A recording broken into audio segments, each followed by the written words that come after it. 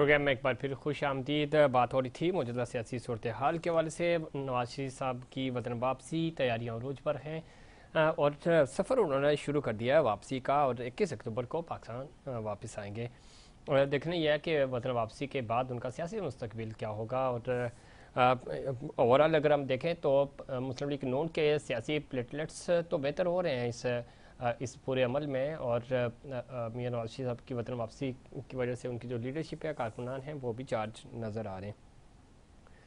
दीगर सियासी जमातें गिले शिकवे करती हुई नज़र आ रही हैं। मौलाना फजल रहमान साहब की आज मुलाकात हुई और उस मुलाकात के बाद इत्तफाक किया गया है इस बात पर कि मिलकर आगे बढ़ेंगे और मुशावरत से आगे चलेंगे। ये माजी में भी ऐसा होता रहा है। पाकिस्तान पीपल्स पार्टी अभी भी गिले शिकवे कर रही है, मुस्लिम लीग नून से लेवल प्लेइंग फील्ड का शिकवा कर रही है। जहाँ तक पाकिस्तान तहरीक इंसाफ की बात है तो उनको भी अभी तक उस तरह का रिलीफ नहीं मिल रहा, लेवल प्लेइंग फील्ड नहीं मिल रही। डॉक्टर आरिफ अलवी साहब भी ये बात कह चुके हैं कि तमाम पॉलिटिकल स्टेक होल्डर्स को लेवल प्लेइंग फील्ड मिलनी चाहिए, यकसा मौके मिलने चाहिए इलेक्शंस में जाने के। और इलेक्शंस होंगे भी या नहीं होंगे ये भी एक सवालिया निशान है। इस पर बात करेंगे। हमें ज्वाइन किया है अस्मा वदूद ने, सीनियर सहाफ़ी हैं, तजियाकार हैं। अस्मा, खुश आमदीद कहते हैं आपको प्रोग्राम में। Thank you so very much, आपने इनवाइट किया। अस्मा, किस तरह देखती हैं? एक तो आज एक बड़ा फैसला सुप्रीम कोर्ट की तरफ से, इस फैसले को किस तरह देखती हैं आप? और इस फैसले से उम्मीदें जुड़ी हैं मुस्लिम लीग नून की और ख़ास तौर पे जहांगीर तरीन साहब की। आपको लगता है कि कोई इम्पैक्ट पड़ेगा या कुछ उसके ऊपर? आईनी माहिरीन भी बार बार ये कह रहे हैं कि फौरी रिलीफ तो मिलता हुआ नज़र नहीं आ रहा। आप किस तरह देखती हैं इस फैसले को? फिर हम आगे सियासी सूरत पे जाएंगे। देखिए, इसमें जो वो रिलीफ चाह रहे थे ना अपीलों के हवाले से कि दोबारा से अपील में जाया जाए और इस चीज को बिल्कुल प्रॉपर तरीके से मिटिगेट कर दिया जाए, वो तो नहीं हो पाएगा। वो तो उसमें तो एक क्लियरली ये बता दिया गया है कि 184(3) के हवाले से जो रिव्यू की सहूलत तो दी गई है 30 दिनों में, और वो अप्लाई मतलब स्केड्यूल किया जाएगा 14 दिनों के अंदर अंदर, लेकिन वो पास्ट के केसेस में अप्लाई नहीं होगा। ठीक, ये जो आपका 20 अप्रैल के बाद के केसेस पे अप्लाई होगा, तो उनको डायरेक्टली इससे फायदा नवाज शरीफ साहब को और उनके साथ और जितने लोग 184(3) में हुए थे ठीक है के हवाले से इसमें अस्मा बिल्कुल ठीक है। ये तो चले आगे हम लीगल ओपिनियन भी लेंगे। दूसरा, मियां साहब की वतन वापसी का सफ़र तो शुरू हो चुका है। 21 को उन्होंने आना है, लेकिन लंदन से उनकी रवानगी हो गई या सऊदी आएंगे और दुबई में भी उनका स्टे होगा। उसके बाद वो वतन वापस पाकिस्तान आएंगे, लाहौर उनका इस्तकबाल किया जाएगा। आपको लग रहा है वाकई मियां साहब आएंगे वतन वापस, या अब इस फैसले के बाद कोई जिस तरह हम थोड़ा सा देख लेते कि पॉलिटिकली मुस्लिम लीग नून के प्लेटलेट्स तो बेहतर हो रहे थे, ये ना हो कि मियां साहब के प्लेटलेट्स दुबई पहुंचने के बाद वापस डाउन होना शुरू हो जाए? देखिए जी, इसमें एक जैसे हम कह रहे हैं ना कि बहुत कोई ड्रास्टिक उनके प्लान में चेंज आएगा। एक बेसिकली एक कानून साजी की गई थी जिसमें लाइफ टाइम जो डिस्क्वालिफिकेशन थी उसको 5 सालों में तब्दील कर दिया गया था। उसके हवाले से तो उनकी डिस्क्वालिफिकेशन असाइड है और अभी तक ये किसी ने चैलेंज नहीं किया। इसको इंटरप्रेट सुप्रीम कोर्ट के पास वो नहीं गए कि इसको इंटरप्रेट किया जाए, इसकी इसकी इसकी नेटिक्रिटीज डिफाइन की जाए। ठीक है, तो वो अभी इज ऑन द सेफ शोर। अगर उनको जरा सा भी होगा ना, मैं हमेशा ये कहती हूँ कि नवाज शरीफ साहब बहुत सिक्योर और सेफ किस्म की सियासत करने पे बिलीव करते हैं।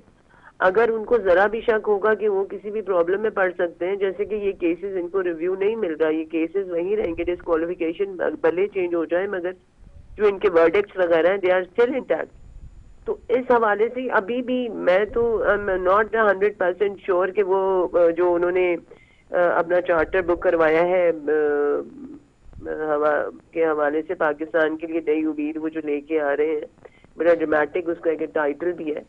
तो वो चार्टर पाकिस्तान में चार्टर प्लेन पाकिस्तान में लैंड करेगा या वापस यूके चला जाएगा? क्योंकि अभी फिलहाल एक तरफ से तो वो सिक्योर है, इलेक्शन में तो जा सकते हैं, मगर यहाँ से जो एक एम्बिग्विटी आ गई है, ये मेरे ख्याल से it's a bit too much for Nawaz साहब। ये तो है। आज मुर्तज़ा सुलंगी साहब भी इंटरव्यू दे रहे थे तो उन्होंने कहा कि फौरी तौर पे कोई रिलीफ मिलता हुआ नजर नहीं आ रहा। दूसरा, आपको लगता है कि चूंकि मौलाना फजल रहमान साहब की मुलाकात हुई है, शहबाज शरीफ साहब से गिले शिकवे किसी हद तक कम हुए, कम तो ज़ाहिर एक मीटिंग में ख़त्म नहीं होंगे, मफादात सबके साझे ही हैं। इलेक्शंस आपको नज़र आ रहा है कि जनवरी के इख्तिताम तक हो जाएंगे या आपको इंतखाबात मुलतवी होते हुए नज़र आ रहे हैं? देखिए जी, बेसिकली अगर ग्राउंड पे देखा जाए ना, अगर वो डेमोक्रेटिकली जाना चाहते हैं और एक फ्री एंड फेयर इलेक्शन करवाना चाहते हैं, तो अभी अगर एज ये अलायंस भी if they go to election together, तब भी इनकी position on the ground it's very shaky. अभी भी जो आपकी एक पार्टी है वो इन तमाम पार्टी को आउटसाइड कर रही है ग्राउंड में। वोटर अभी की इंक्लिनेशन अभी भी पीटीआई की तरफ ज्यादा है। तो वो अभी इस हवाले से अगर वो कोई बहुत ही एक सिक्योर रूट टू गवर्नमेंट चाहते हैं, तो वो अभी उन्हें इलेक्शन के थ्रू नजर नहीं आ रहा। और वो मैं ये कहती हूँ ना कि एक कंप्लीट एमनीशिया अगर पूरी आवाम को हो जाए ना, एक उस चीज को ओवरकम करने के लिए ना जनरेशन गैप देना पड़ेगा।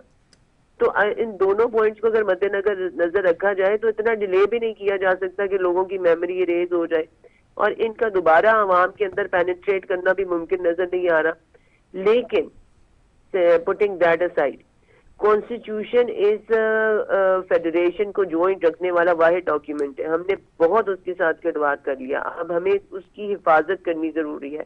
आज जैसे इस केस में भी कहा गया ना, कि इस वर्डिक्ट में भी कहा गया कि पार्लियामेंट इस कैपेसिटी पे आए कि वो ऐसी लेजिस्लेशन कर सके कि वो उससे स्ट्रेंथन हो आपकी सुप्रीम कोर्ट, उसके लिए पार्लियामेंट को इंटैक्ट होना जरूरी है। पार्लियामेंट की अपनी जो कैपेसिटी पे काम करना जरूरी है और डेमोक्रेटिकली इलेक्टेड लोग बैठने जरूरी है।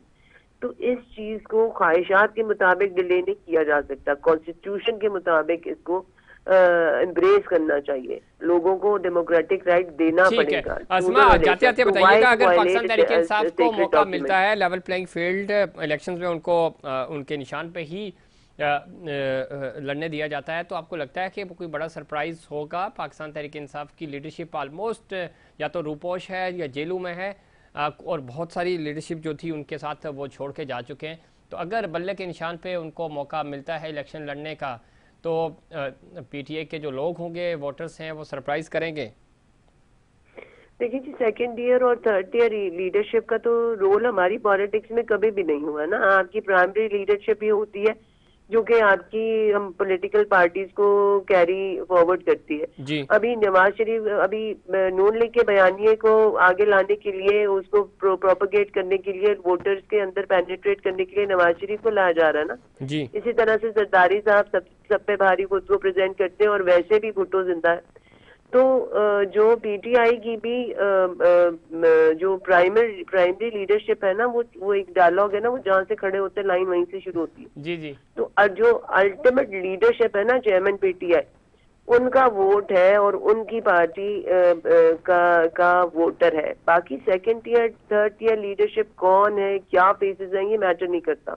ठीक है, कभी भी हमारी पॉलिटिक्स में मैटर नहीं किया, नहीं करता। और ये बात आपकी बिल्कुल ठीक है, लेकिन थोड़ा सा होता है कि इलेक्शंस आपको इलेक्शन डे पे मैनेज करने होते हैं, आपको टीम चाहिए होती है, क्योंकि वोटर्स तो वोट करके चले जाते हैं, आम जो शहरी हैं, तो आपको मैनेजमेंट देखनी होती है। पता, पीटीआई का एक बहुत बड़ा प्रॉब्लम ये रहा है कि उसकी जो सेकंड ईयर और थर्ड ईयर लीडर है ना, वो कभी भी इतनी विजिलेंट नहीं रही। उसमें आपके चेयरमैन साहब खुद थे या फिर आपका ग्राउंड वर्कर था।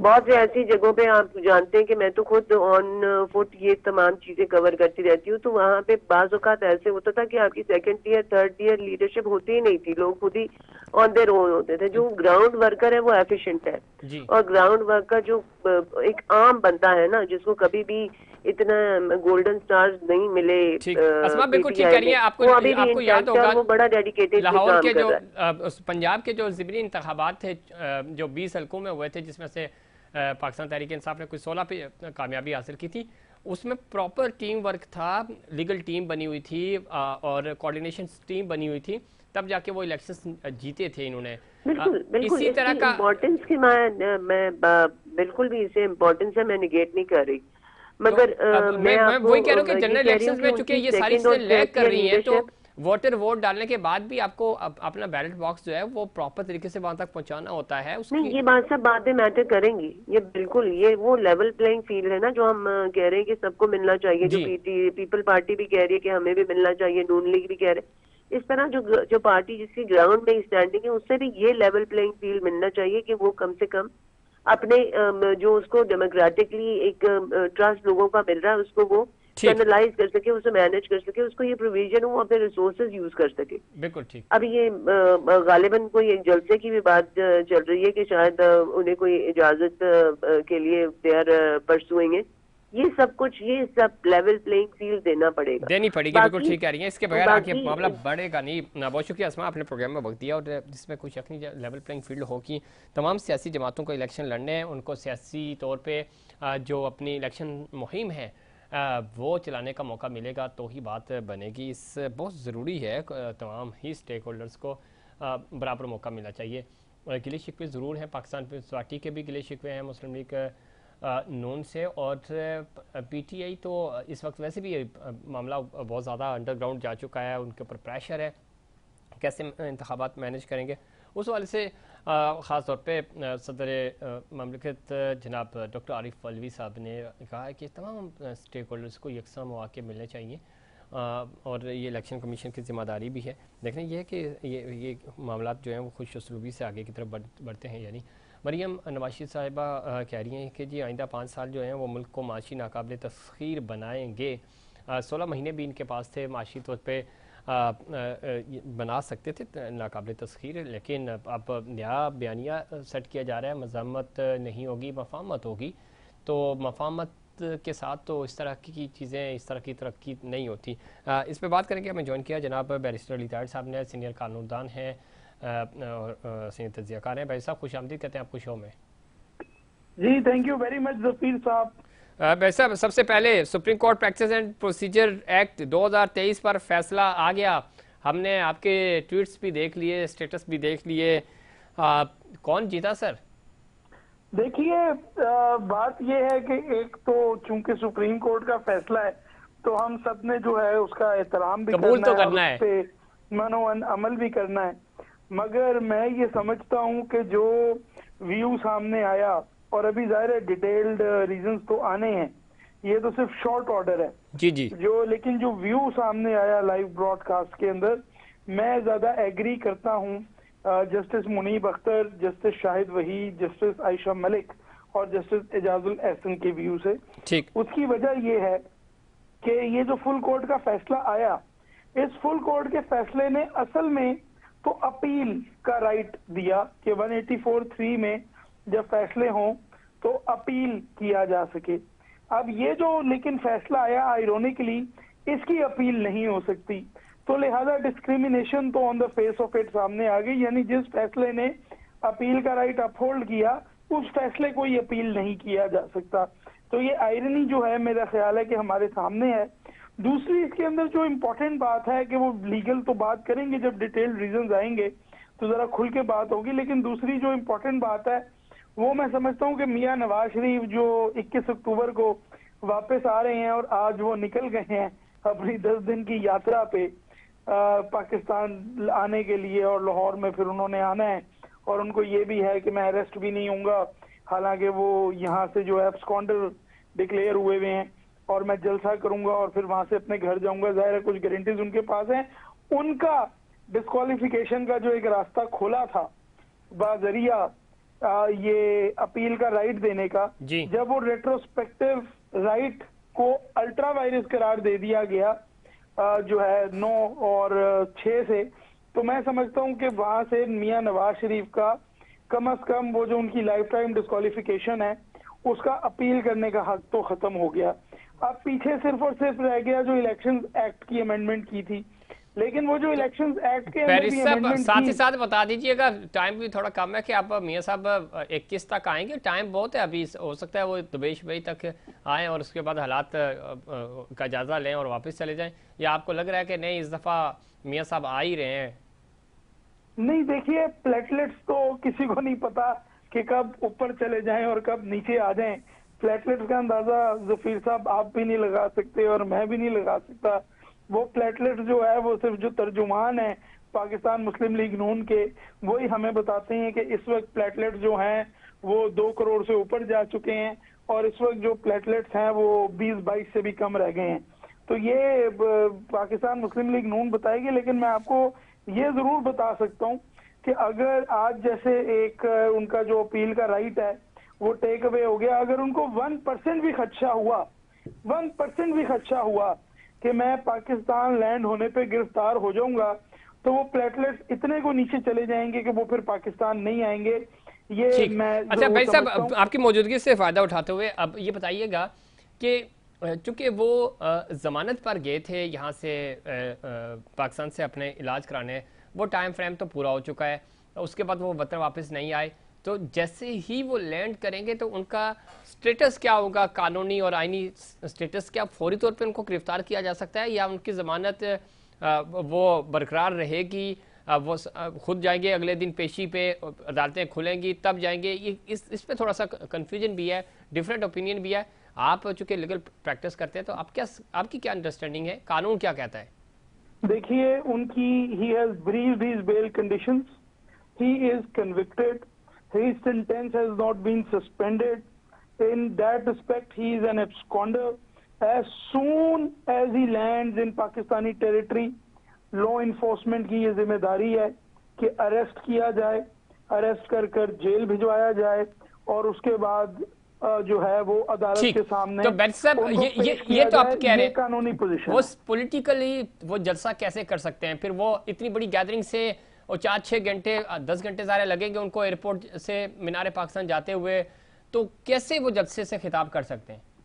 देखिए, कानूनी तौर पर तो नहीं कर सकते, लेकिन बड़ा कुछ इस मुल्क में होते हुए देख ही है। वो तो मैं आपसे एक काउंटर सवाल पूछ लेता हूँ कि इलेक्शंस 90 दिन में होने थे, तो क्या इलेक्शंस 90 दिन में पंजाब और केपीके के तो नहीं हुए? सर ये भी नहीं हुए। छोड़िए, क्या बाकी असेंबलियों के और नेशनल असेंबली के 90 दिन में इलेक्शन जफीर साहब हो जाएंगे? क्या आपको तो सर वज़ीर दाखिला, जो निगरान वज़ीर दाखिला है मुफ्ती साहब, उन्होंने कहा था कि आप लोग कोर्ट लखपत जेल की तैयारी करें, मीनार पाकिस्तान छोड़ दें, तो आप समझते हैं कि कोई इस तरह का नहीं? फिर उसने माफिया भी मांगी थी। वो तो देखिए ना, भुगती जो है वो भुगती साहब उनके पहले एमपीए रहे हैं और उनको फौरन ही याद दिला दिया था कि act according to your own pay grade. और भुगती साहब की क्या जरूरत है जी, वो केयर टेकर इज द तसलसल ऑफ नून लीग गवर्नमेंट। भुगती साहब की क्या जरूरत है जी कि वो कहेंगे जी कि नवाज शरीफ को मैं जेल भेजूंगा? अब आप तो देखिए ना जफीर साहब, लेट्स नॉट टॉक अबाउट कंजेक्चर्स, क्योंकि ये तो आप मुझे मासूम सवाल कर और आप मुझे फंसाने सर, की जरूरत किसी की भी नहीं होती सर। पर्ची जब सामने रखी जाती है तो बंदा पढ़ देता है। फिर देखिए, मैं ये समझता हूँ कि कानूनी तौर पे मियाँ साहब को अंदर जाना है, लेकिन जो हालात नजर आ रहे हैं, मुझे ऐसा लगता है कि शायद वो आके, तो इस वक्त के जो हालात हैं, शायद वो आके अपना जलसा वगैरह करें। लेकिन 10-11 दिन अभी और हैं, वो जरा थोड़ा सा और देखेंगे। ठीक है, बहुत शुक्रिया। माहौल देखा जाएगा। वैसे साहब, आपने प्रोग्राम में वक्त दिया, माहौल के मुताबिक फैसला होगा। और मियाँ साहब जेल जाएंगे या जलसा गाह जाएंगे, ये भी ज़ाहिर है 21 अक्टूबर को पता चलेगा। नाज़रीन, ये था हमारा आज का प्रोग्राम। उम्मीद करता हूँ दीगर प्रोग्राम इसी तरह आज का प्रोग्राम भी आपको पसंद आएगा। मुझे इनसाइड पाकिस्तान की पूरी टीम को दीजिए इजाज़त। अल्लाह निगहबान।